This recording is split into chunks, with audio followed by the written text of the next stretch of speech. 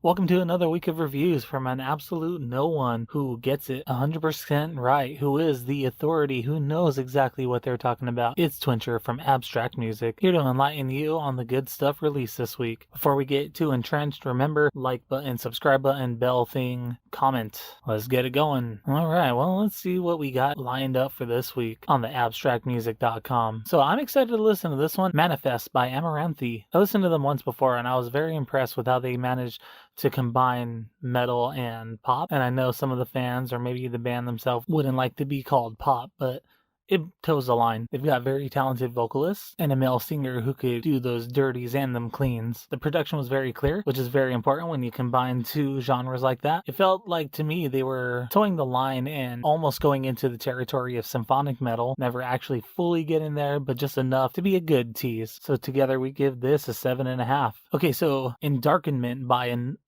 Anaal Nathrakh.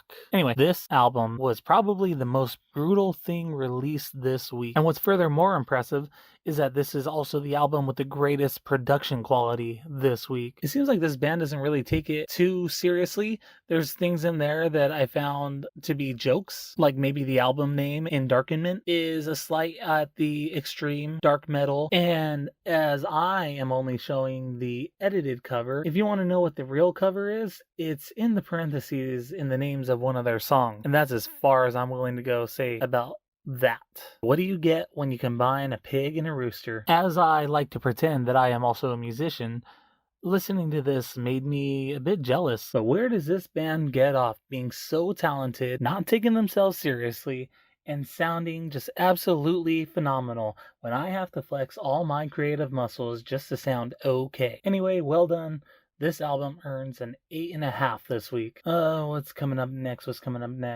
Utgard by Enslaved. Now, I gotta admit, starting off this album, it started off a little slow. I was a little unsure of it, but the more I went on, the more I was impressed. It seemed to have an acidy or acidic quality to the type of metal it was. It was a bit more atmospheric than I was anticipating, and it was just a fun ride from start to finish. I rate this one a 7. Next up, we got Vanitas by Nachtblut. This is a band I never heard of before this week, and when I pulled up their bio, everyone was in corpse paint. So you can imagine my surprise when I listened to this and I did not get black metal. It kind of jumps the border between industrial metal and gothic thrash metal, which I don't think anybody has ever said before, and it stays consistent in its sound from beginning to end. I can see a lot of people being into this. However, for me, it's going to get a 6.5. Believe it or not, that's pretty much all I'm going to talk about this week. The releases this week, in my opinion, were none too strong, which is disappointing because we had things released from some big names, and the ones to deliver were not those big names. Almost everything released by said big names ranged between